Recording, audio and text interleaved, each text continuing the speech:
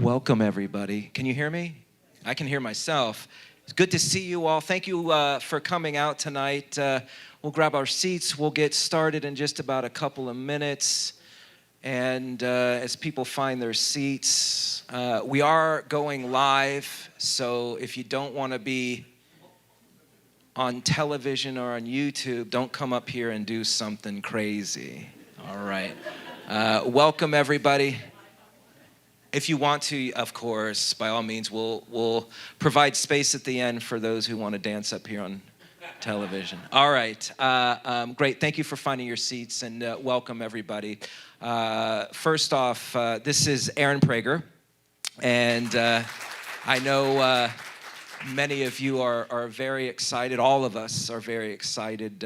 We kind of, Cindy Alderton brought up this idea of bringing out Aaron probably 4 or 5 months ago, something like that, and here the day came, and it came very, very quickly, and this is an important topic. This is a topic that we're going to hear from Aaron, his story, his perspective, and so I won't do any formal introduction because he will formally introduce himself, but I wanted to just tell you two things. In Alcoholics Anonymous or in rooms of recovery, you hear things like it's an honor and a privilege to be here. Perhaps you have heard of that. And I just want to clarify what the honor is. And it's very important for us to remember that whether it's Aaron's story or people in our audience that are in recovery, the average story does not end up like this. The average story does not end up with Aaron telling you a story of success, light, in God. The average story of the alcoholic ends in jails, institutions, and death. That's the reality. So when it is an honor that we are up here, that's what we talk about. And when we talk about a privilege, it's pretty amazing, and you're probably going to hear from Aaron pretty quickly that back in the day, and he'll tell you his story, he was probably not someone you would really want to have up on our bima telling his story. You'll hear that. He was probably a guy who none of you would invite over, come on in, that you would invite over for Thanksgiving dinner or Rosh Hashanah meal. Is that probably pretty correct?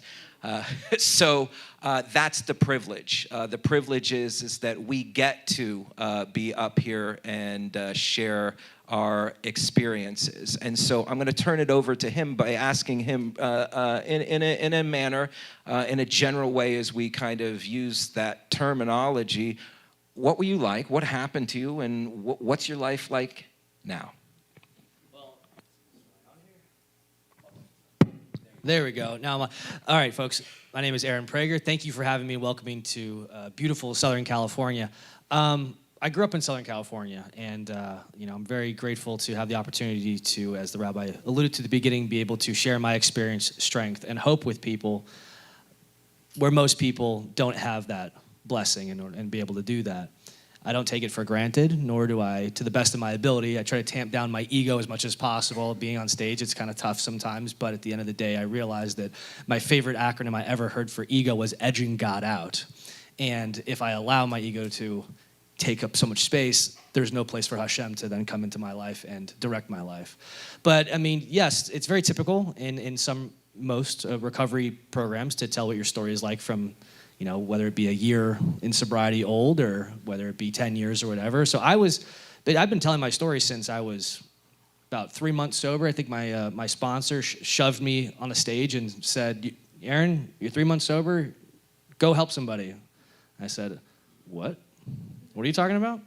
But so the long and the short of it is I grew up here in Southern California. I was born in Washington State. I was adopted at birth. My birth mother was 16 years old, but we'll get back more to her later in my story, because I did end up meeting her. I was adopted by my father, as you guys all know, Dennis Prager, and my mother, and I had everything afforded to me growing up. I did. I mean, most people think of alcoholics and addicts right off the rip as people who are, a junkie with a needle in them under the 5th Street Bridge, or, not able to hold down a job, not able to have any sort of personal relationships. Well, that's true. The second two are true for a lot of others, but not everybody. This disease does not, and it is a disease, does not discriminate between rich, poor, your ethnicity, creed, religion, doesn't matter. And it's funny enough, I actually find that a lot of people of higher economic stature tend to have a harder road to recovery. Grew up in Southern California, everything afforded to me in life. But my father, very early on, something I did not like was he asked that I earn the things, that things not just be given to me. And I had this addiction early on of more. Everything had to be more. You know, not even sugar. Sugar was a big one, but more recess. And if I didn't get more recess when I was in, Jewish day school, I'd get angry at my teacher and throw a hissy fit. It was always my way or the highway, needing to have that. And this pattern was very prevalent growing up, and it would be whatever it was always, I needed more. I was never satisfied. I was craving more of whatever it was that made me feel good. So to absolutely no one's shock, maybe at the time it was a shock, but looking back, hindsight being 2020, when I found a bottle of liquor at 12 years old, and I felt the effects for the first time, I was washed over with a feeling, and I remember it clear as day. I was washed over with the feeling of, I want to feel this way every single day for the rest of my life. I remember that. It was my internal dialogue that I had as a 12-year-old kid when I got sufficiently intoxicated for the first time. That was the line that went through my head. And I chased that feeling. It started as, just taking a little bit here and there, a little bit here and there. And a funny thing happens, though, when you tend to consume a lot of alcohol, you develop a tolerance. So imagine a little 13-year-old kid starting to develop an alcohol tolerance. So it turned into me just taking a little bit here, a little bit there, turning into more, turning into beer, turning into liquor, whatever it was. Finding then, this is really where things another behavior of mine started to really rear its ugly head, was manipulation, because I was a very young kid, 14, 15 now, somewhere in that age range, and I'm having to manipulate people and scheme people and hustle people who were 21 years old or older in order to get me alcohol. Now, drugs are a part of my story. Funny enough, I never really enjoyed smoking marijuana. I just never really enjoyed it. I was actually envious of people, especially being here in Southern California. You turn 18. Even back then, it was like, you get your medical card, you go in, it's basically legal at 18. I never enjoyed it. I really enjoyed alcohol. Alcohol was what I call now the solution to my problems. Like, it was the thing that enabled me to get through the day, because underneath all of these things, underneath all of my feelings, I had this deep, deep, deep sense of inadequacy. And when I tell that to people, they say, oh, is it because Dennis Prager is your father? No, not necessarily. It was just I had this deep-seated feeling that I could never measure up in life, that I was worthless. And it's not saying that anybody around me was telling me I was worthless. It was just this feeling that I had inside. It was this voice that was developing. And if you compound that with trying to escape yourself with substances, it gets very, very loud and very, very convincing. And it starts bleeding the lines of reality and fiction. And I like to call it, you start buying your own personal brand of BS. So now, I have this taste, and I know the effect it has. It doesn't make me feel like I'm inadequate. It doesn't make me feel anxious. It quells all these things, in fact, and allows me to get through the day at least. But I then start finding out that I crash, and I'm the kid in high school. And my mother, my parents divorced when I was 13 years old, but my mother always told me that, like, she said, Aaron, you should probably be careful with this. And I didn't know what she meant by that. But it turns out that my biological mother, my birth mother, had a significant problem with drugs and alcohol herself. And so my mother would always warn me about this. But 14 years old, my parents sent me away because I was very troubled. I was the kid who was rolling bowling balls down hills at cars. I was just like, a lot of these behaviors were really out of whack. Couldn't stay in school and all that. And they sent me to the wilderness program out in the Utah mountain range. I was there for, 9 weeks, something like that? And then I went to another program, a residential boarding school is more therapeutical than anything, for a year. And that place has since been shut down by the state of Utah for neglect and all of those other things that you've probably seen in the news. There was a movement recently, Breaking Code Silence, which was about children who had been through those programs. I happened to be at one of those programs. Was there for about a year. And the funny thing is, the wilderness program, they don't exist like they did back then. But that really, it took me away from my solution to life, my drugs, my alcohol, and all that. It forced me to confront a lot of things. And for better or worse, I left the wilderness side of things feeling pretty confident, feeling pretty good, feeling like, you know what, I actually accomplished something. But then getting dropped into that second where it literally became about survival at 14 years old, 14, 15.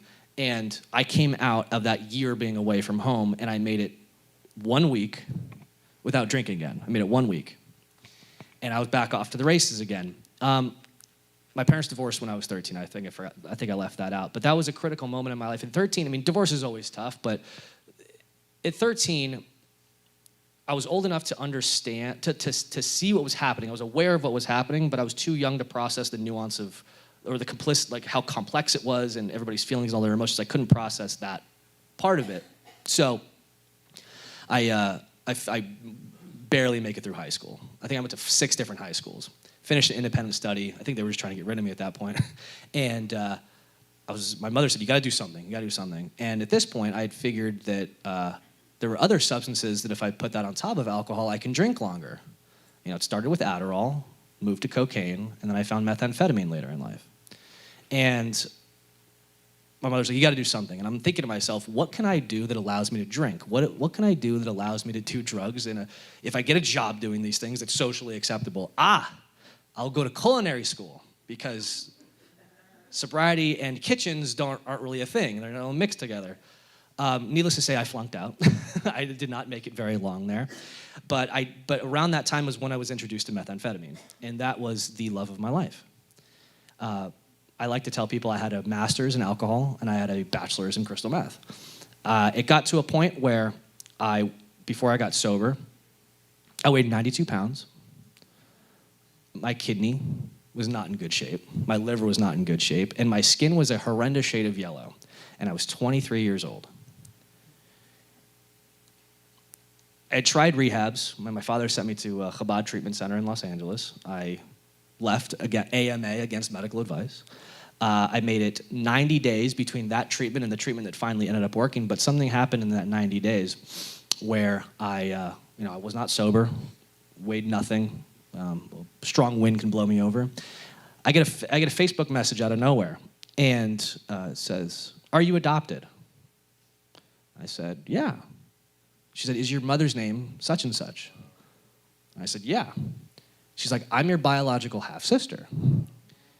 So now I'm in this lunatic psychosis mind, so I immediately scraped together whatever money I could find, and I bought a plane ticket, and she lived in Portland. And I made a fool of myself on that trip, drank the whole time, completely ridiculous, embarrassed myself. But she put me in contact with my biological mother. So the next weekend, but this time I'm out of money because I scraped that all together. So I had to lean on my father, who was keeping me very much at arm's distance at this point in life. He said, "Sure, okay, I'll buy you a ticket." So I went up to meet my biological mother, and I'll never forget this. Given everything in life, right? With the only condition of you have to earn these things. I'm not just going to give you these things, but roof, food, clothes, education, everything I could want. After high school, he said I can go to college. He would pay for it, even though his stance on college. But I went up there and I met her, and I immediately felt more attached to her and her boyfriend, who was this big tattooed biker skinhead guy, than I had ever felt attached to my father and my mother. And the reason I say this is because if there's people out in the crowd right now, if somebody out here is dealing with somebody who is currently in addiction or is currently, dealing with alcoholism or anything like this, and they're doing things that make no sense to you, it's because their brain operates like that. They are not living in reality. We live in our own personal brand of BS reality, where I felt more connected to a complete stranger, biker, and what I will also add is that they both also liked alcohol and crystal meth. And after not seeing my biological mother for the entirety of my life, the first time we met, we drank and we smoked crystal meth together. I said to myself, my father has never done this with me. I am home in the boonies of Washington State. I didn't make it long after that. And I will say this, the getting into recovery this time around was nothing short of, when I tell my full story, I jump from place to place of where God was working in my life before I realized it myself. But what I will tell you guys is the one moment when I came into recovery is I was out of the state of California. I don't remember what I was doing, but I made a call to my father and said, when I get back to LA, get me out of LA. And he did. He came up to my door, 7 o'clock in the morning, something like that, knock on the door. And if anybody's ever been in that position before, you hear a knock at the door, it's like utter pain, like panic. You're like, you're about to like jumping out the back window, SWAT's coming in or something. And he opens the door, and I was like, usually I would just slam the door in his face, and I didn't. And he said, Aaron, you ready to go? I said, where are we going? He said, we're going to the airport. I said, why are we going to the airport? He said, we're going to treatment. Would have slammed the door in his face, didn't slam the door. And I said, instead, okay. And I packed everything that I owned into a little red suitcase that I still have with me to this day. And I got on the plane, I went to treatment. I can't tell you what did that. I can tell you what did that now. And that was the beginning of my recovery. I've worked in the treatment field. I've worked in, funny enough, I went back to catering. I worked in kosher catering for a bit, making $10 an hour for a Chabad rabbi. And he's a great guy. He was the one who made the connection for me to get out there. And, my life has not been, since getting sober, all peaches and unicorns and rainbows and Fruit Loops. It's not been that stuff. Like, life is tough. There's no way around it. But what I could come to understand now is the shift in perception. Whereas I used to believe that I have to do these things. We all have those feelings of we have to do this. We can't encounter something. We have to do this. No, I get to do these things. And that was one of the biggest in the 12-step program that the rabbi had mentioned. At the end, it talks about having had a spiritual awakening as a result of these steps. That was one of my biggest spiritual awakenings, was the shift in perception of I don't have to do things, I get to do things. I'm blessed to do things. I'm grateful, ultimately, to do things. And I'm sure we'll talk about this later, but one of my biggest messages I talk to when I'm blessed with the opportunity to do so is I talk to people about anti-victimhood mentality. And the greatest way to ensure against victimhood mentality is to live in gratitude. That's what my father has imparted on me since I was very, very young. He said he hated it. He didn't hate a lot. My father doesn't hate a lot of things, contrary to common belief. He hates victimhood mentality. But yes, I was able to meet the love of my life, a woman who came into my life, and at a time where I was, I'll be very straightforward. I got sober, and there's nothing I can't turn into crystal meth and alcohol. And I went right to the dating apps. I did. I went to the dating apps, and I went nuts. And it was very, very unhealthy, I'll tell you. It was very unhealthy. But I got to a point, I got down on my knees after a breakup, and I said, God, I'm ready to make a change. Please intervene in my life. The next woman I met was my wife. The next one that I dated was my wife. And we have a beautiful, beautiful, beautiful 15-month-old baby girl now, by the grace of God. I can attest. The pictures are fantastic. See them afterwards. Yeah. So that, in a little bit, I think I went a little bit over time, That's but it's in a nutshell, that's kind of like the essence of my story. I'm sure as Rabbi and I converse a little bit more, we'll get into some more of what it was like. Yeah. So it's very chilling, actually, your story, because there are so many parallels to my story. And, it was my father who actually led me to my recovery. And the reason I bring that out is because each of you holds a story that you don't know how it will uniquely help somebody else. So that's a very powerful message that you bring, that you uniquely, all your history brings you to this point that you can uniquely help somebody here. You never know what you have inside of you. Something that really was interesting to me are two things, and then I wanted to get your take on this, is that you spoke a little bit about the insanity, of what a powerful message that he bonded with his mother or your birth mother over the solution, which was crystal meth and alcohol. And it's important to understand that for the alcoholic, that's the solution. It later becomes a problem, but the insanity, and I want your take on two things. One is the idea is that you often hear in AA the idea of insanity is doing the same thing over and over again, expecting different results. Perhaps you heard that, but that's not insanity. There's hope in that. You're hoping for the next thing. What true insanity is that you did it over and over and over again, but you know exactly what's going to come, and you did it again, and you did it again, and you did it again. But you found your way out. And so there's a part in the big book, the main text of Alcoholics Anonymous, that says lack of power was our dilemma. And that we will try and find power in all sorts of things. So you stated it, in the drugs and the dating apps and all that. In the end, where have you found the most power in your life today? Where do you find the power to continue doing what you're doing? Where do you find the power to live your life as a sober man, a young sober man who has got a whole life, and for God willing, a whole life in front of him? Where do you find power? So power, it's a lot of the steps are actually paradoxical. So the first step specifically is talking about two things: powerlessness and unmanageability. And so when it comes to power, I actually gain power by ceding it. If I'm ceding the control, the power over drinking, over behaviors, whatever it might be, that's why there's 12-step programs for literally almost everything on earth now, is if I'm acknowledging that I am powerless over something, I gain a level of power that it's not possible to have without admitting it. And it's also same thing with step 2, same thing with step 3. In step 3, I had a guest on my show, American Recovery, who said step 3 is hilarious. You're making a decision to turn your will and your life over to the care of God as you understand him. It's kind of like going to your parents and say, who created you, and go, hey, you get to be my parents now. You know, it's kind of like that. So it's funny in that sense. But I gain the most power in my life by consistently turning it over to God. It's the only way. The second that I think that I have this licked, the second I think I have this beat, the second that I think I can control it, the second I think that I've heard this so many times, is, oh, Aaron, you've been sober for almost a decade now. Don't you think you deserve a drink?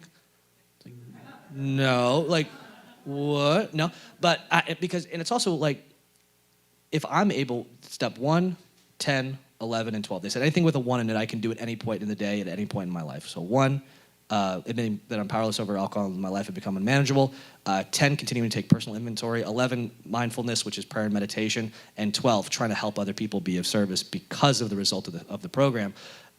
If I'm living in 1, 10, 11, and 12, if I can live in all 12, fantastic. But 1, admitting that I have a problem, I am powerless over it, and my life will, to your point, definitely become unmanageable if I go back to what I was doing before. That is a message that is so people think it's a niche thing with AA, but this is a message that's applicable to everybody, that if we are able just one day at a time to cede the need to control every single thing, people, places, things, ideas, institutions, ideologies, that's a big one now people are trying to do for some reason. I think it's absolutely crazy. If we're able to just cede that over one day at a time, our life becomes immensely easier, and we actually gain power in our lives. We gain the power because we're not burning up energy foolishly, trying to be the actor, the director, the stagehand, the painter, the artist of the play of our lives, right? If we turn that over to God, if I'm turning this over to Hashem to the best of my ability, whoa, I got a whole bunch more energy right now to actually put into the things that matter. So good, so good. So let's talk about that for a minute. So the power ultimately is God, and the 12 steps helped you kind of, it sounds like, get to that relationship with God. It's a 2-point question. Tell us, in your obviously in your own words, whose other words is he going to use? In your own words, how you developed that relationship with God. It seems as though maybe you had an upbringing with God, maybe a little bit, but not necessarily the God of our upbringing is the same God that we bring into an adult life. And how did you get there? And then the other question is really around. I'm particularly interested. Your father was right by saying, I need to distance myself. A lot of family members ask that question, what do I do when I have a child that is out of control, or the wayward son, so to speak? And, you hear a lot of wisdom in Al-Anon and these different places, right? I'll help you on the way up, I can't help you on the way down, these kinds of things, tough love, but, tough love is tough. That doesn't necessarily mean it works. How did that relationship, in particular around the amends, how did you make amends, if you have, or is there a story behind the amends? So the first one is the relationship with God, through the steps, where that came from, and then the amends process. Yeah, so I was raised Jewish, and I had a tremendous resentment against it. And what do you mean I can't watch what I want to watch on Shabbat? My father was super lenient too. He's like, you can watch VeggieTales on Shabbat on VHS. Like, you can watch that. It just has to be something that's not, like Pokemon or whatever. But I was like, nope, not good with that. I didn't want to go to shul. I didn't like the authority aspect. It was a pretty cut and dry thing. I rebelled against authority in any form it came, whether it was my teacher, whether it was my father, whether it was God, whether I knew it or not at the time that I was rebelling against that. My relationship with God was never personal. It was never a personal. It is now, and I'll tell you how I got there. But one of the things that I came to realize too throughout my recovery is that God never abandoned me. I turned my back to God. 100%. Getting into recovery, when I started along my pathway, my journey, somebody told me in so many words, what's your relationship with God look like? And I said, I hate God. I don't believe in him. And they said, how can you hate something you don't believe in? And it shattered my world. It shattered my worldview. I was actually angry at the person, but it was so true. And then when I started actually working a specific program, I was like, I was told to send out the spiritual bat signal. Anything out there, you don't have to call it God. People in certain meetings will call it God, but it could be group of drunks, good orderly direction, whatever you want to call it, just to not put too many hiccups in the road. But being raised with in Judaism, Hashem, God, calling it that, that didn't save me before. It didn't. But then again, I wasn't nurturing it. We'll get to that in a second. So I sent out the spiritual bat signal, and I just said, listen, like, if you're out there, please help me. I don't know what you are. I don't want to drink. I have 90 days. I think it was like 90 days sober at this point. Like, I had 90 days sober. Like, please help me. I don't want to die. Like, that was basically my first prayer was like, God, please help me. I don't want to die. And this time I meant it, though, because I'd said it before when I was drinking, just, it's the foxhole prayers, it's just get me through this. Like, help me get home. I'm driving drunk, probably with like a 4 times legal limit or something like that. Please help me get home and don't get a DUI. I'll never drink and drive again. But then it's like the next night I'm doing the same thing. But this time I really meant it. And that kind of set the stage for my real relationship with God that I have today, which was being honest about it. I needed to honestly be searching for something greater than myself that I would let into my life to do with me as he or it would. I needed to have that willingness component to it. Without that, it's a foxhole prayer. It's still selfish. It's self-centered. It's what is God going to do for me? Because at the end of the day, like, while I have a spiritually transactional relationship with God, I do not have a give me this and then I'll do something for you, bro. Like, it's not like that. It's, I understand, God, that I have to do these things to maintain my relationship with you and then keep my eyes open to see where you're working in my life. And believe me, he does now. Believe me, he does. Whether it was meeting my wife, whether it was being able to be there, being allowed to be there when my father had his injury, to be at his hospital bed. You talk about amends. That was my amends to my father, was to be there when called upon. That was what he said to me, because I had it says in the big book too, it says, we had a really good knack of getting tight at the wrong moments. And that was me, time and time again. I didn't go to my grandfather's funeral. I have no shame in this now. I feel guilt about it, but I have no shame in this. I didn't go to my grandfather's funeral because I'd been up for 3 days on a cocaine bender, and I knew I was going to crash if I went on the plane. So I didn't go to my grandfather's funeral. That was just one example of not being there when called upon. But now, I get to be there. I don't have to. I get to. Once again, the amends process. It's where the rubber meets the road. I mean, there's certain parts in recovery where it's no longer declarative statements. I can make a decision or whatever. You ever heard of the 3 frogs sat on a log analogy before? 3 frogs. Yeah, 3 frogs sat on a log. 2 decided to jump in. How many are still on the log? 3. They only made the decision. There was no action behind it. And it's kind of a cutesy way of saying, like, and I remember like other sponsors would say that to me, but it's the reality. And it says it in James. I love, just my favorite line in the New Testament is in James. Faith without works is dead. I can believe until the cows come home, but until I'm willing to put in the legwork, and the best way to put it together is, whether it's with amends, whether it's with any of the different processes of recovery, whether it's family building, anything like that, it's I have to be willing to move, or God will move the mountain, but I have to be willing to bring the shovel. You brought up the New Testament. First time on this then. So let's go back to the Old Testament real quick. It was really interesting, at least partially in my story. About a month sober, I met a very religious Jewish guy, and he said, "Have you ever put on tefillin?" But he wasn't Chabad. Everyone thinks it was a Chabad guy. It wasn't. It sounds like Chabad. It sounds very much like Chabad, but he wasn't. And he became a very close friend. And he taught me how to put tefillin on, and it became such a part of my spiritual practice. So much so that it led me on this path to becoming a rabbi. So this is kind of a twofold question, because you alluded to this earlier.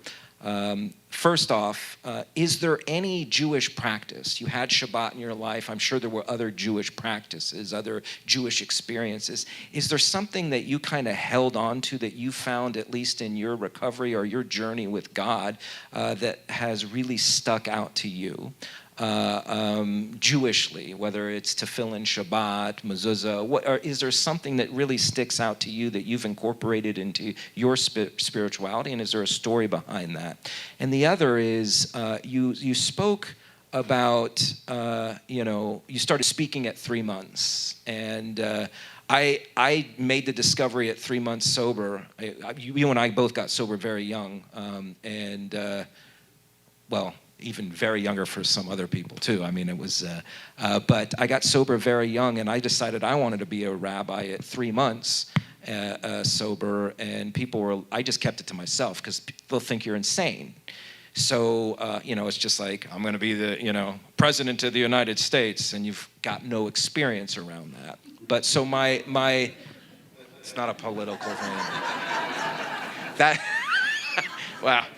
Is that Freudian? He told me not to get what's political. going on? It's not political for you okay. I should probably just be a little more quiet the rest of it. So in any event, it's really the two things, is that in that early experience, was there something that grabbed you in the Jewish tradition that you kind of practice now? And how did you know? There was some kind of shift inside of you. And I'm not a believer, maybe you are, but I'm not necessarily a believer that at some point into someone's sober life, they know that this is a life commitment. They know that that doesn't mean you can't relapse, it doesn't mean, but this is the way life is going to be moving forward. So tell me a little bit about that Jewish experience and about that early kind of, that push. So I was extremely fortunate. I mean, when I was in treatment, when I was at a place called Karen Foundation in Pennsylvania, there was a Chabad rabbi, actually. Chabad's amazing. Who was on staff there. He was actually on the board, and what he would do is, for the Jewish patients who were there, we would get bussed every Friday night to go to shul and to have Shabbat dinner at his house. And I was avoiding this rabbi like the plague. I was like, I don't, like, they're like, "Oh, Aaron, the rabbi's looking for you." I'm like, "I'm not here. Like, don't come. Like, I don't want anything to." But he tracked me down, as all Chabad rabbis do. They're very good at it. They should be private detectives. He tracked me down, and he dragged me, essentially, to Shabbat dinner and to go to shul. And it was one of the most amazing experiences. And I looked forward to it after that first time because you had the food. It was everything from my childhood that I now, as an adult, who had rejected, who had stayed away from, even being like, to this day, I do not speak fluent Hebrew. I can kind of get along in a conversation, but the Orthodox davening is different level. It's a different story. But I remember being there and just washed over. And this is when I was still struggling to figure out my conception of God. Like, am I going back to God, like monotheistic, Judeo-Christian God? Am I searching for something? Is it nature? I don't know. Like, I was still in that process of searching. And that was one of those moments. I don't think I've ever told this story live. It was in that shul in Reading, Pennsylvania, at a Chabad house, not understanding a word of davening on Friday night, that it was like I was washed over. I had this, it just like was like the beginning. It started cracking the door open. And I don't know, it wasn't like I became religious right over there, but like now, I mean, my wife and I were like the only 2 Jews in our entire area, except for this one Chabad rabbi. And we're like, oh, you're not Jewish, come for Shabbos dinner. Like we love hosting Shabbat dinner at our house. We drag whoever we can to come over. Shabbat plays a huge part. I don't wear a yarmulke or anything like that, but I've contemplated wearing a yarmulke again. I mean, it's just, for me, like I said, my relationship with God is extremely personal now.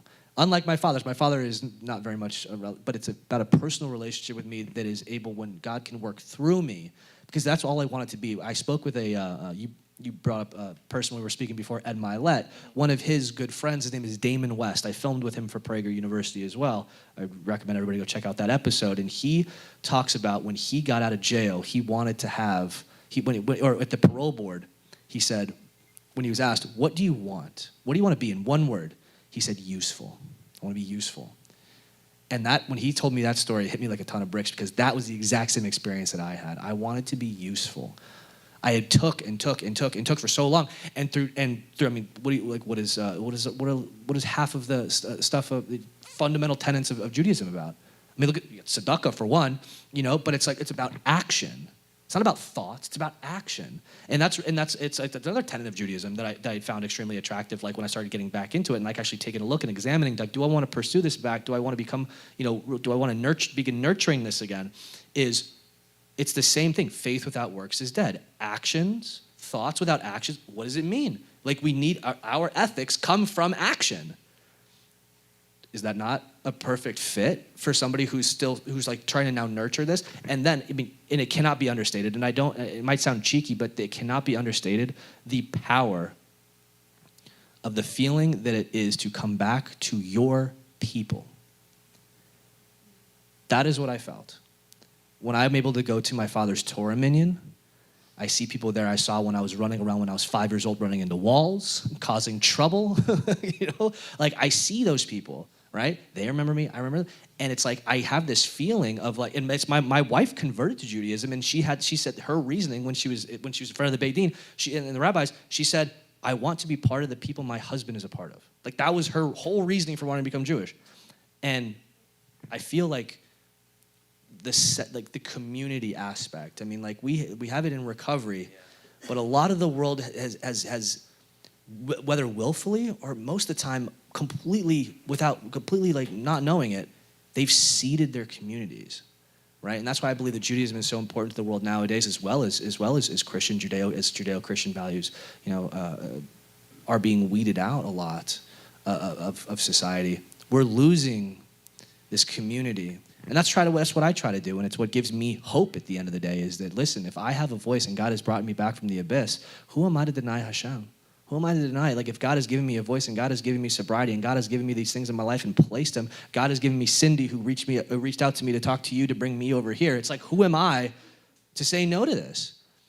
So I went on a different tangent. That's what I'm kind of known for, is going on tangents from questions, but I hope that sufficiently answered your question. Yeah. Community. I mean, you hit it right on the head. And what's really crazy is that I was at the gym. I guess it was 3 months ago was our first phone call, and I just sat down and we chatted for about 30 minutes. And because of what we share, but it's not just recovery, we share Judaism, all of a sudden we're best of friends. And the more I hear his story, the more I'm able to connect. And I think that's an important lesson that we all share. Every one of you here has a story. A journey, a Jewish journey, a journey of your life. And it's through sharing that story that we create community. Too often we don't reach out our hand. And that's a big thing we do here is greeting is so important, at least for me and our community. And I actually learned that in Alcoholics Anonymous. One of the first commitments that I got was greeter. And I learned immediately that if you greet everyone at the door, all of a sudden, all of these folks are your friends. All of a sudden, you just turned a room that may seem big, and you might get lost into a room of friends. Go ahead. Yeah, but I can appreciate that sentiment. It's that plus early on, and this is a message for everybody as well. It's not just for people who are getting into recovery, right. but you standing at the door, it forces the person who's doing that to get out of their shell. And it makes, more than that, it gets you to know the people and them to know you. And then if you stop coming around, people, hey, where are you, man? Like, what's going on, you know? And it's like, whether it's at a shul or a 12-step meeting, like, that's a powerful thing. That is how you community build, is interacting face-to-face with people, you know? And there was a certain event that happened back in 2020 that really hurt people in that regard and crushed people's spirits and their sense of community. And sadly, a lot of people never came back. That's not a political thing, by the way. It's just My favorite line in the Torah is Even Masu Habanim Haita L'Rosh Pina, and I'll translate that my own way. That the thing that has really been bothering you, the problem in your life, has become the foundation stone. So for the alcoholic, or for any of us, oftentimes it is the one thing that we think is to be the most disastrous, problematic, that turns into the most amazing thing, right? So that is, certainly your recovery. Is there any other characteristics that you have that were maybe questionable, but that you were able to turn into something that is amazing, right? So certainly, I'll just give you one example, your ability to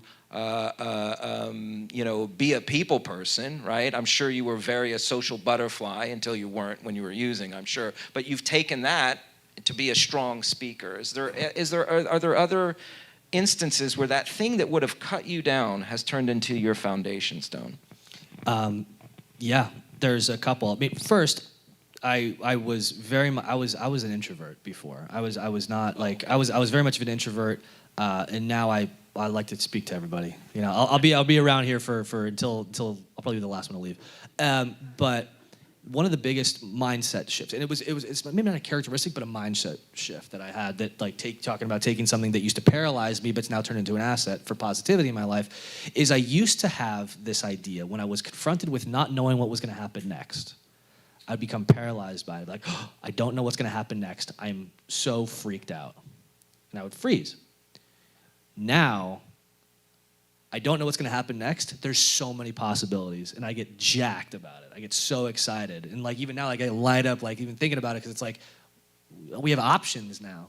And funny, it's like going back to the powerless thing. Is like if I'm ceding control over some things, it's like, okay, you're telling me I have to give up just a couple things here and there, and just not even really giving it up. It's just turning it over, and then I get all of this in return. I have options now. There's different pathways, and instead of being stuck on the 101, in between two exits in the freeways shut off, I have one pathway. I got this way. I got that way. I have all these different avenues that I can take, and that's a blessing. But that comes with work, and all of this, I think, what's what we're getting to is this all comes with work. This isn't just it can be given to you, but it's the onus then becomes on the person whether or not they're going to take what's given to them by Hashem, by a coworker, by a community member, by a parent, by a friend. Doesn't matter. What are you going to do with it once it's being given to you? That's the ultimate question. I want to ask one more question, and then we'll open it up in case folks out here have some questions. The last thing is hope. You are a story of hope. People in recovery are really a story of possibility. One of my favorite lines is, there's always going to be problems in life. I mean, that's just the way life is. But if you can switch the problem and look at the possibility, and you are a living example of taking a problem, not just finding a solution for it, but the possibility of that. What's the future hold for you when you think about the future? I know when people are in active addiction, there's no future.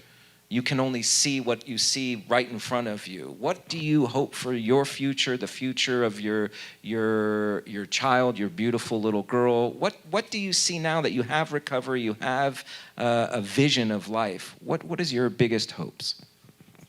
Well, you talked about it at the beginning, the places that alcoholics and addicts and people really with the spiritual malady, because it can manifest gambling, sex addiction, porn, debt, driving fast on the freeway. It doesn't matter what it is.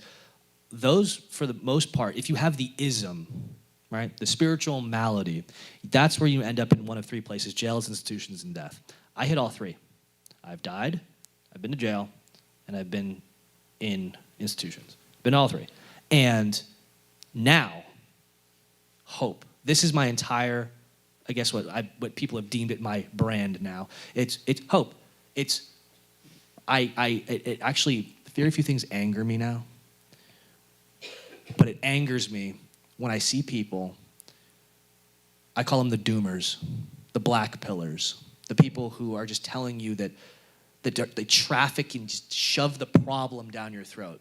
I want to be solution-oriented. I was problem-oriented for a long time. I know where that leads. I know people in my life right now who think that they're solution-oriented, and they're not. And you could see where their character defects flare up in their lives. Hope. If people do not have hope, if the human condition is centered around hope, it's what Judaism actually brings a lot of hope. It says, hey, listen, if you do X, Y, and Z, you reap A, B, and C. The world we live in devoid of Judeo-Christian values, the world we live in devoid of God, is hopeless. Because you are then the Alpha and the Omega of the universe. And and I'll tell you right now, Rabbi, if I am the Alpha and the Omega of the universe, we have a problem. We have a significant problem. And I don't say that to be cute. If human beings are the Alpha and the Omega of the universe, we got a problem. And I refuse to believe that. I've seen far too much evidence to support the fact that there is an omnipotent, loving being, that I am made in his image, that if I can sniff out his will for me on a daily basis to the best of my ability to minimize harm to other people, and part of that is not picking up a drink or drug, because if I do that, I'm of no use to anybody anymore. But if I try to sniff out his will one day at a time, be a better person, not drink, have my head hit the pillow at the end of the day, that is a W. That is a win. And sometimes, I guess, my message of hope for people is just, listen, things might seem dark, they might seem crazy, they can always get worse. And that's not in a negative sense, that is in the most positive sense possible, because things can get worse. Means you are doing okay. You're not doing bad. Things can be tough, things can be difficult, but they can always get worse. A little challenge I give to people is saying you could start your day over at any point. If some person cuts you off, you don't have to let it ruin your day. If your spouse, which mine does, criticizes me, my father likes to call my wives flaw finders, professional flaw finders. That's what my wife is. Before I even get a cup of coffee in the morning, she's, Aaron, and I'm like, but I don't have to let that ruin my day. In all seriousness, I don't have to let that. Whereas, like, if I'm not working my program, and believe me, Rabbi, and you know this better than anybody probably, everybody, whether you're an addict or not, is running their life on a program. We just happen to be able to define ours. And I'm immensely grateful for that. But what does the future hold for me? I don't know. I have some sense. I try to keep my ears open. Like I said, I pray to God, and then I try to see where he's talking in my life. And what happened recently is, I ended up living in Pennsylvania after that treatment center. I stayed there for the last 10 years of my life. I got sober at 23. I'm 33 now. And my employer said, hey, we need you out here on the West Coast. And they made me an offer. And it was a good one. So I'm going to be a newly minted, once again, Southern California resident in the near future. Looking for a shul. So. Yeah, this is it. This is your home. Just to be clear, when I wake up and see my wife, it is all butterflies and sunshine. My wife's in the room. Okay. I'm aware. So let's open it up to some questions. I'll run around like Donahue. Okay. That's an aged reference. Okay. Thank you.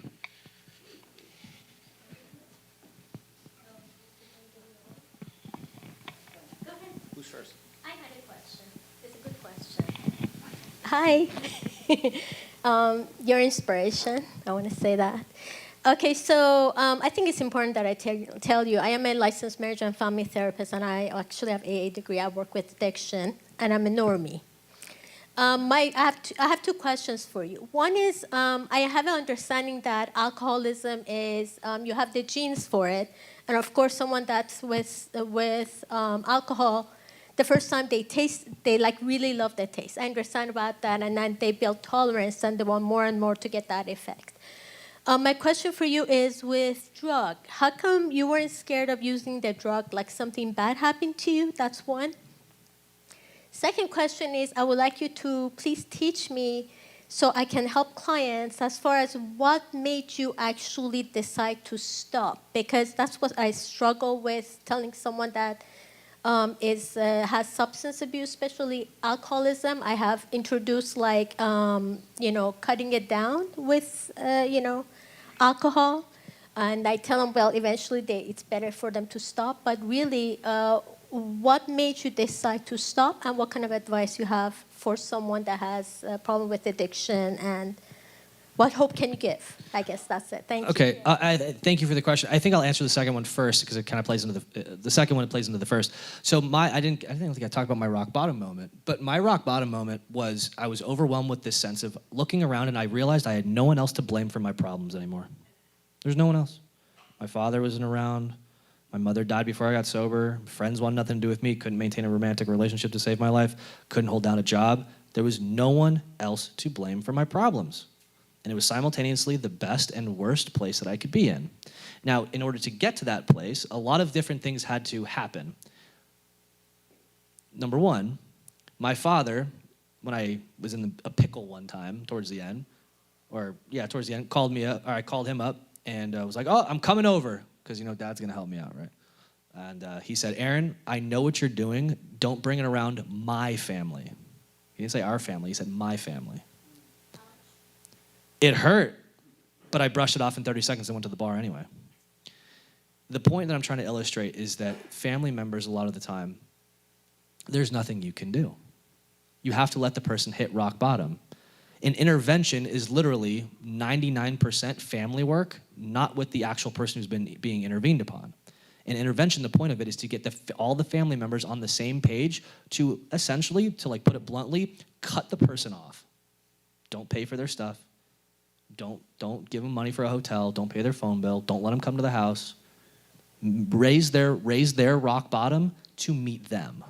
That's what it is. What happens if the person would have gone homeless? What's your opinion about that? You want my opinion on if the person that was using if the person was going to go homeless, what's your opinion about that? Because actually I had a friend that she kept rescuing her son, and her son ended up dying from alcoholism. And I kept telling her, well, let him go homeless, but she didn't. But unfortunately, that's what happened. So I will ruffle some feathers regardless of the answer I give to this. But my personal opinion is, once again, you have to raise the bottom to meet them. If that means that they are going to become homeless, I've seen it happen before. And I've seen people, quite frankly, get sober on the street. I've seen people die on the street. And this is the tricky thing when discussing addiction more broadly, is there is no one size fits all for treatment. I wish there was. I wish there was a magic pill. I wish there was a magic answer. I wish there was a magic behavior I could tell families, listen, if you just do this, and if you do these 10 things in the perfect order, this is the guaranteed outcome you're going to get. But it's just not the case. And it's really a matter of, do you want to take a chance? Do you think giving the kid money is going to help get them sober? Because that's enablement. You're just enabling the behavior. Or do you risk being homeless? Because they're like, well, and the one I've gotten a lot is, well, what if they die on the street? Well, what if they die in their bedroom? Yeah, I mean, this is ultimately how we started off tonight. It's an honor. It is a privilege for us to be here having these conversations, because the vast majority of these stories don't end this way. Any other questions? Oh, yeah. Aaron, regarding your biological mother, did she take drugs or drink when she was pregnant with you? I don't believe that she did, actually. As far as, actually, I'm pretty sure she didn't at all. The way that I was even adopted by my family, I've never told this story fully publicly, so you guys are getting the first one, of how I actually got adopted was my mother. So my mother was Fran, my father's second marriage, and they tried to have a child themselves. And my mother miscarried, couldn't have children anymore. So they worked with an adoption agency. This woman was in jail, and they were paying her medical bills. She was clean off drugs. And then right before she was going to give birth, she got out of jail and immediately relapsed. And you're going to love this. my parents said, we don't want to risk a child having addiction issues, so we're not going to proceed with that adoption. So naturally was option A. That was option B. And then the adoption agency called and said, hey, we have a 16-year-old mother who's past her due date, is going to give birth any time. And they're like, oh, we'll take that one. You know, it was like, I jokingly put it like that. It was a little bit more loving than that and nurturing. But that's basically how, and I mean, like that in and of itself was like luck of the draw. Like, because I could have ended up in a trailer in the boonies of Washington State, but I ended up with. But no, to answer your question, as far as I believe my mother like specifically told me that she was very grateful to my biological mother for not using while she was pregnant. Mm-hmm. Yeah. So sorry, I had asked earlier, how come you weren't scared to start drugs? I think people can hear me. One more time. What made you not be scared to try drugs? How come you weren't worried about something bad happened to you? I didn't care if I lived or died. In fact, I mean, if you've watched my stories of us on once again on PragerU.com, I told my story there, and I cursed God if I woke up in the morning. I didn't want to be here anymore. It was most people when they get you cross, like there is like a crossing of the Rubicon moment, as I'm sure you're aware and you've experienced yourself, is there's a crossing of the Rubicon moment where you cannot go back. You are there, you know, and it's just your lower power has completely taken over you. Your higher power is nowhere to be seen. Even if you begin to look at that moment, chances are your lower power is ruling your life right now. And as the rabbi said, jails, institutions, and death. But ultimately, I didn't care what I was using because I didn't want to die. Another God moment, I got sober June 4th, 2016. What else will happen that summer? Fentanyl hit America really hard. So I got out at the beginning of that summer.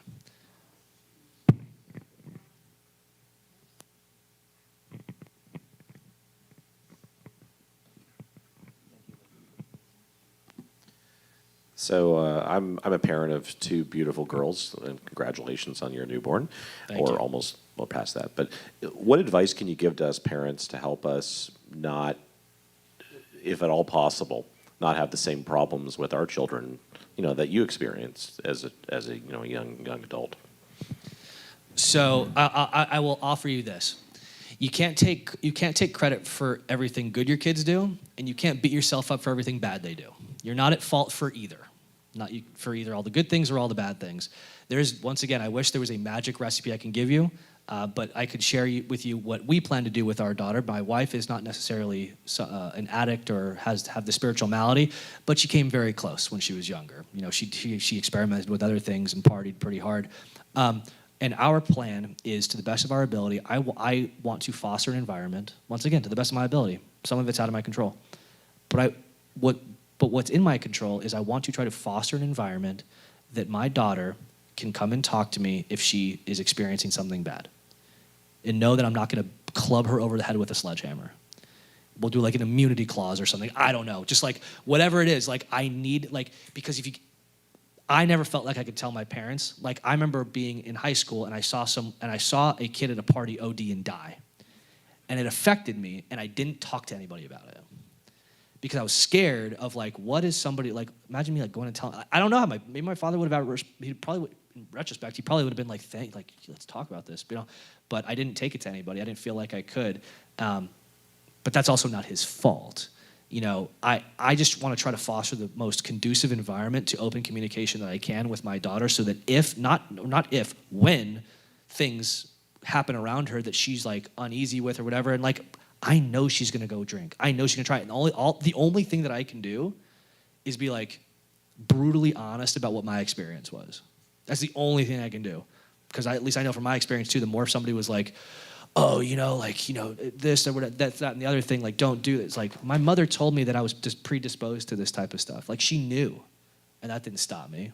Like I didn't care because I was already wrapped up in my own head, and I didn't have the environment on the back end. But like I said, I wish I had like more like to give than that, but it's like at the end of the day, I also have to be mindful of my relationship with my wife, that we're going to do our best and not be resentful at each other if we're not, we're never going to be perfectly on the same page with everything. It's just not a reality.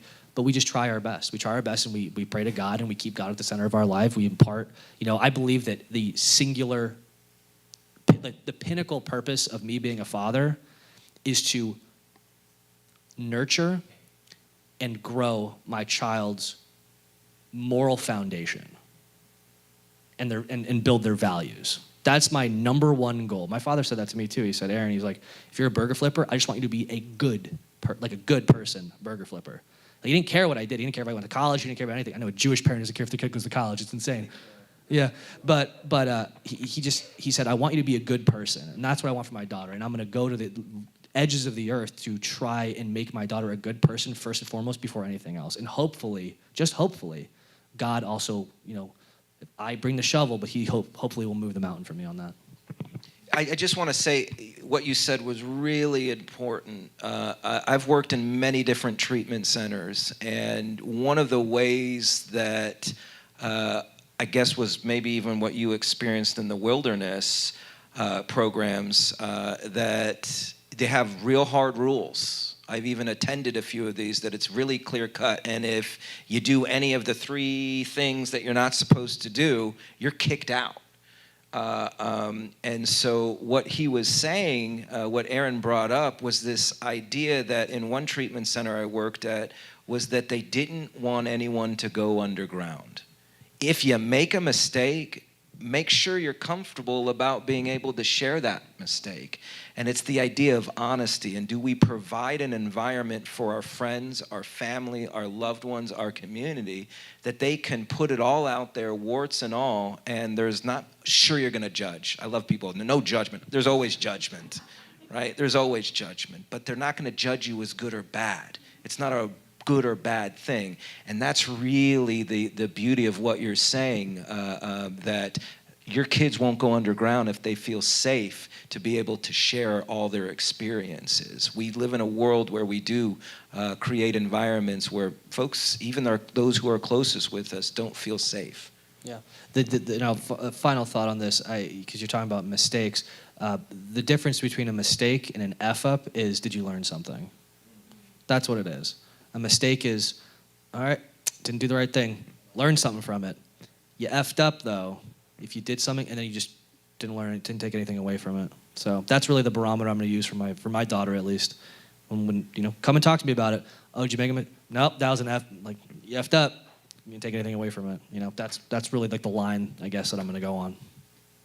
But I mean, I still got time to figure this out. She's 15 months old, okay? Okay. All right, do you mind if we continue a little bit with this story? Have you thought about how and when you might tell your daughter about your history and how you might use that with her and what age? As soon as she can process it. Plain and simple. I was told from birth that I was adopted, and I've gone through a lot of therapy to figure out if that had anything to do with the way I acted, and we've come to the decisive conclusion that it had absolutely nothing to do with it. I don't personally. This is my personal belief. I don't believe age should be a restriction. You should impart adult ideas, adult ideas onto children very young. Children need to be around adults and understand and be exposed to what morality, values, tough subjects. And if I'm going to be parenting my child along lines to try to prevent her from going down similar roads that I did, I need to be introducing this as early as she can process it. Obviously, I will use different language compared to if she's 17 or if she's 7, but nonetheless, as she gets older, it's kind of like a curriculum. I'm going to be letting her into more and more detail of what this was like, but also from the way that I process things, because that's what I'm focused on more. And I think it applies to kind of what you were talking about too. Is I want her to. The issue is never the issue. That's what I've learned through this process. The issue is never the issue. The issue of addiction, alcohol and drugs were the solution to my problem. My problem was me. I have a broken brain. I'm trying to use my brain to outthink addiction. It's like running on a broken foot to try to fix it. It's illogical. I care about the values, and I keep saying, I keep harping on this, is I care about imparting on my daughter why I thought the way I did. How and why, and let her kind of like, we, in certain recovery programs, you don't promote it, you try to make it attractive, right? So it's kind of the same philosophy of like, I don't want to make drugs and alcohol attractive, but I don't want to be promoting abstinence to her right out the gate. I want to be like, listen, like, you're a kid, you're going to do your thing. You're my daughter. You're going to be a complete whack job in your teens. I know that, and I'm ready for that. Probably not, but nonetheless, what I care about is you coming to talk to me when and if something hits the fan. And I want to process why you're feeling it that way. Because if you can get a handle on the way that you're feeling, understanding, because that is a great evil, by the way, I'm telling you this right now, is when you let your heart rule your life and not your brain. That's like a center thesis to my life now, is if I'm letting my heart and brain, both needed in life, but if my brain isn't in control and I'm only doing things that feel good, well, that's a recipe for disaster. And the simple litmus test for that is doing the right thing doesn't always feel good.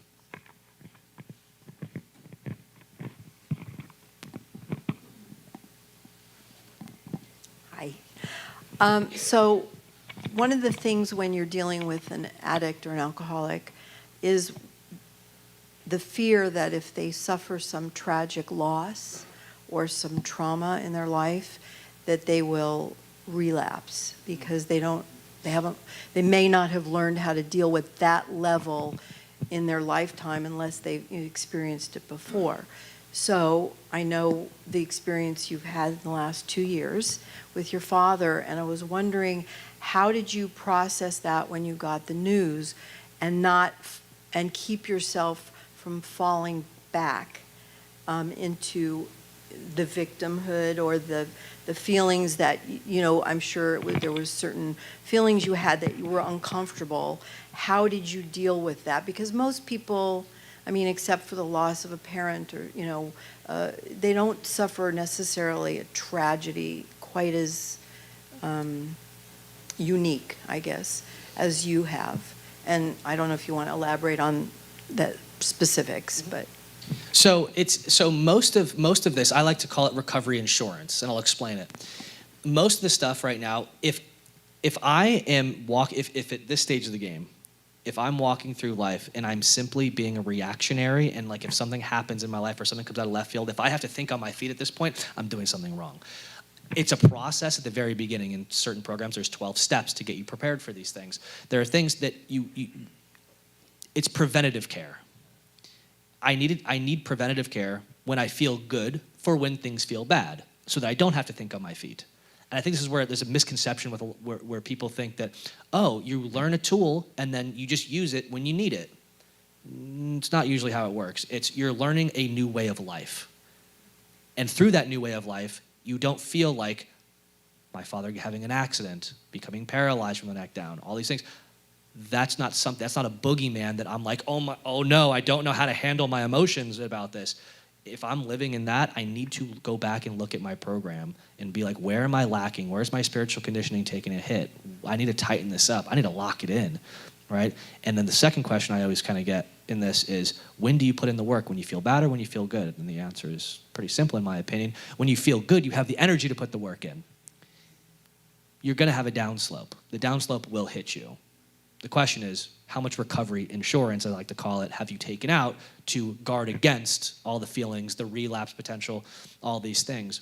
And a funny thing about relapse, I'll touch on real quick, is the physical relapse is always the last thing to happen.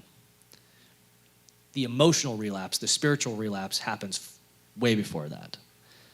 And what that usually looks like is if I stop going to meetings, if I stop being of service, if I stop sharing my experience, strength, and hope with other men and taking them through the same process I was taken through and given to so freely of it, if I stop doing these things, service, all these things, if I stop doing these things, my character defects start to flare up. I become extremely judgmental, right?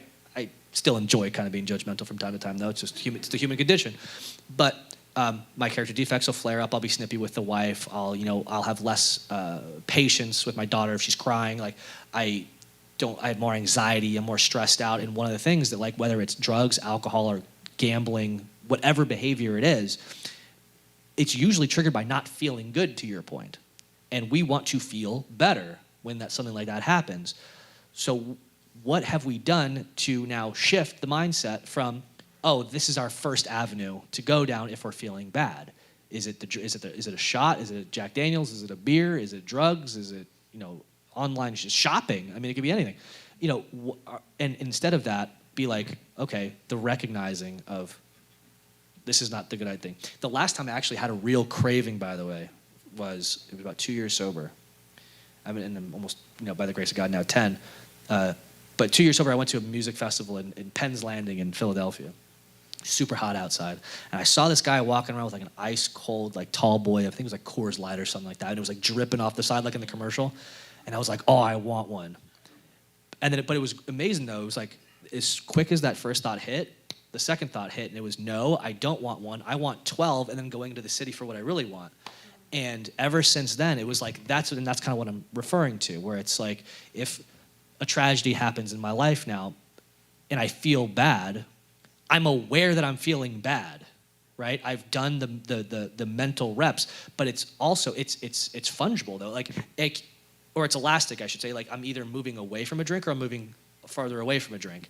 Like, and that's what I notice in my life now, and that's why it's a forever program. Like, do I think I'm going to go out and drink at some point in my life? Probably not, but I'm not going to put a guarantee on that, because I know that if I back off from my spiritual solution that has proven to work, when a tragedy happens, when, God forbid, when my father finally does pass away later in life, like, how am I going to process that? I'll be an orphan now. Like, there's all these things that are like, I think about, and like you could tell I think about it because I just gave you an example right there of like the orphan word. Like, there's things, but I don't let it rule. It doesn't occupy the amount of space in my brain now that cripples me from getting through life and trying to live in the sunlight of the Spirit, Hashem's light, to the best of my ability. And that's really, I think, what everybody's aiming towards, whether in recovery or not. All right, we have time for one more, and then I want to give Aaron the opportunity just to share for 5 minutes where you're going, what's going on, some updates.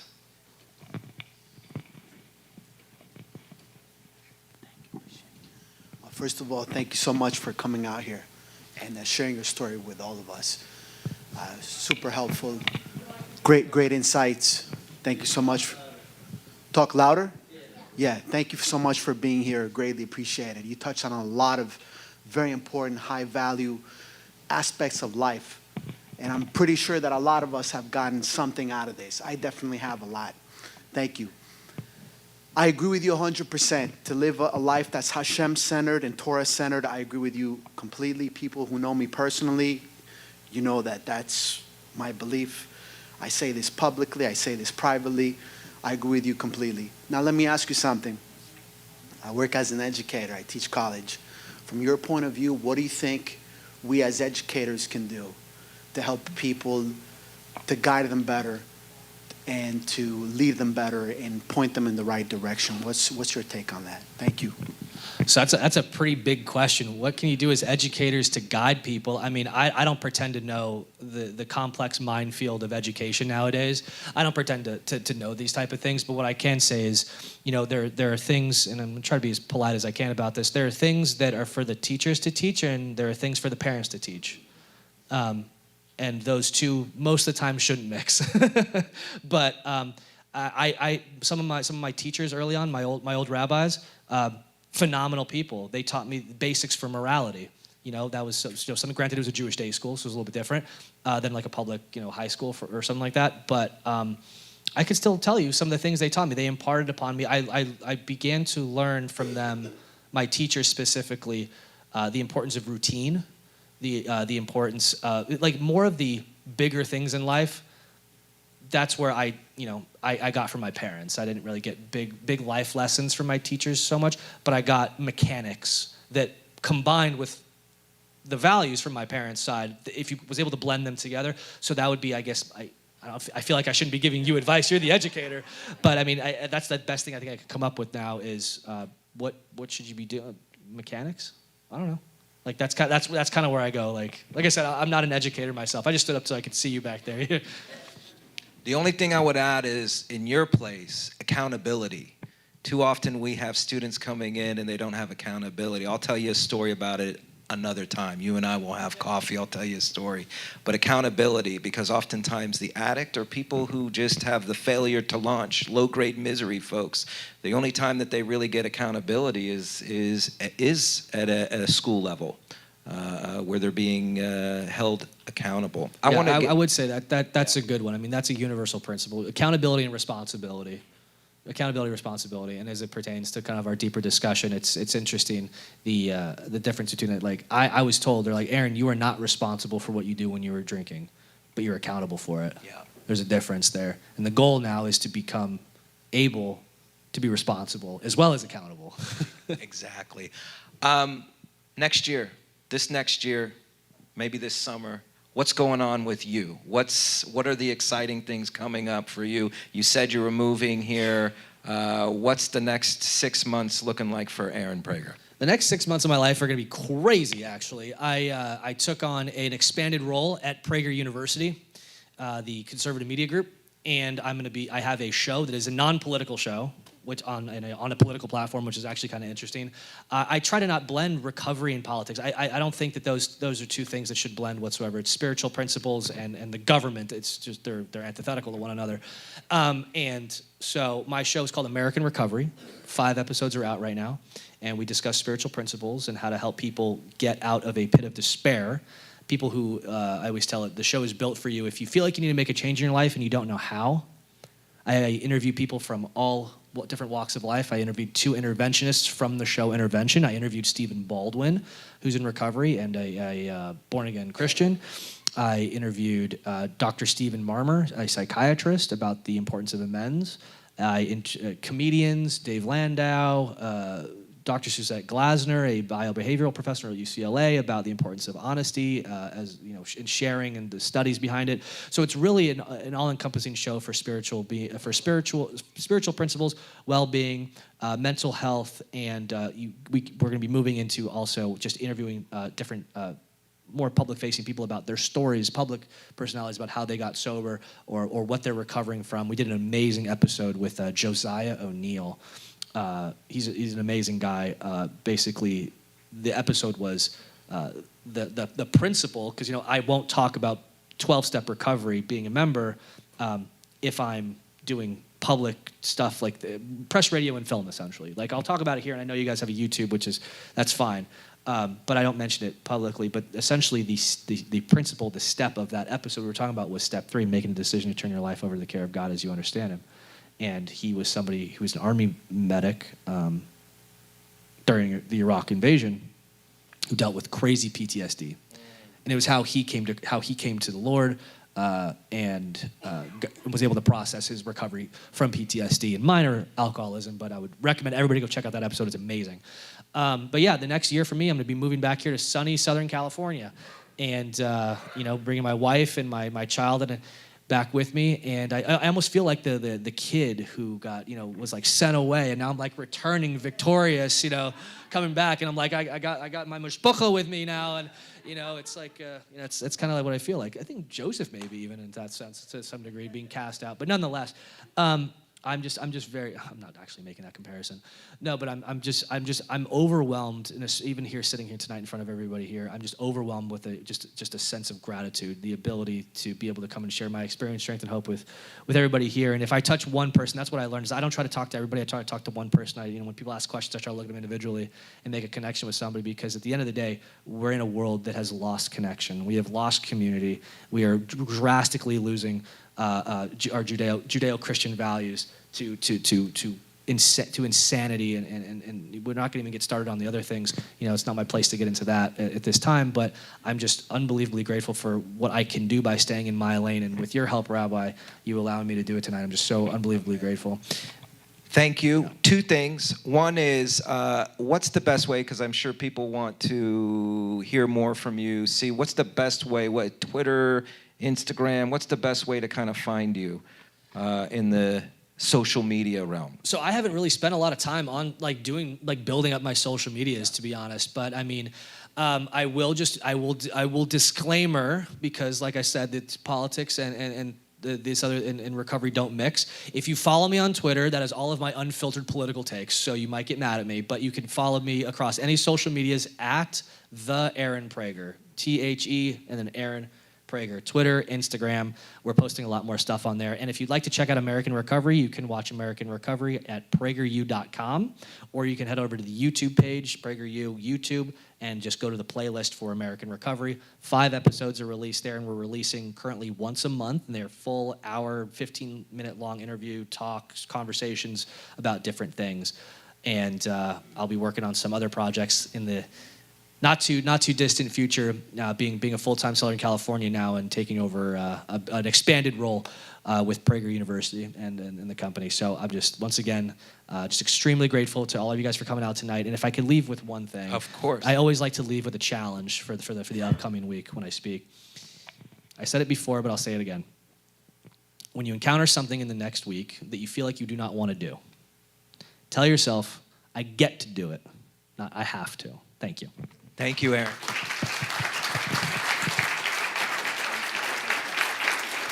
Thank you all. There's some treats in the back. Thank you for coming out tonight. Thank you, thank you.